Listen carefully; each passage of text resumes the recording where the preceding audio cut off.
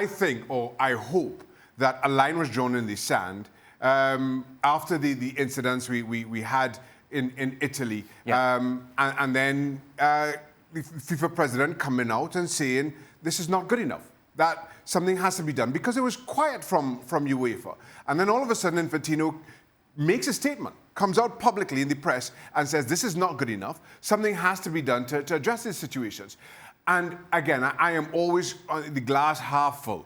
I hope that was the line in the sand that said to referees, said to officials and administrators that we have to take action once we hear these chantings going on in the stands. Because I agree with Craig, until somebody did something drastic, my fear was nothing was going to happen. But players want to play. Yeah, players don't want to administrate. Is that a problem, though? Is that the problem? You put it at the player's door, and the competitive nature is, right, we'll go out there and we'll beat them 6-0, which is and that'll prove it. But that doesn't really... It doesn't address the issue, to your point. Absolutely right. It does not address the issue. Players don't want to be the ones addressing those issues. As a player, we just want to play. Leave that part of the game to the people upstairs. And finally, it seems the people upstairs have gotten that message, because Infantino, who sits in the highest chair, has made his feelings known. Yeah, but it's only just rhetoric at the moment. Yeah. And you know, oh, let's get the players, you know, let's find them. Let's play behind closed doors.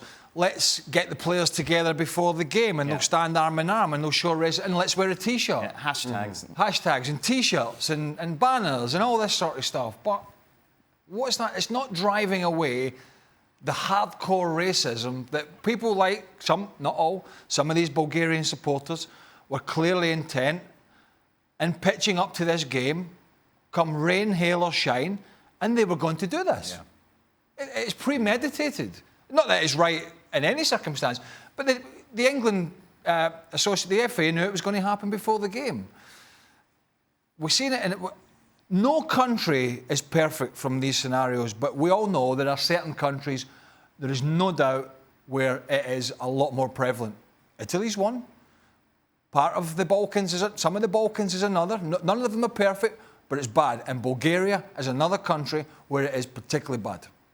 Mings is getting a lot of praise, of course, as England debut, and it's disappointing that this is a big talking point. He was fantastic throughout this game as well. Sterling as well, another one was on the receiving end of those monkey chants, and England get it done on the pitch. Yeah, they get the job done. Listen, first and foremost, in this circumstance, you want to play, you want to perform, you want to have a professional performance, and you saw that from them. And Mings in particular, coming in, hostile circumstances, we know, not made any easier given what was happening, but I thought he played very well.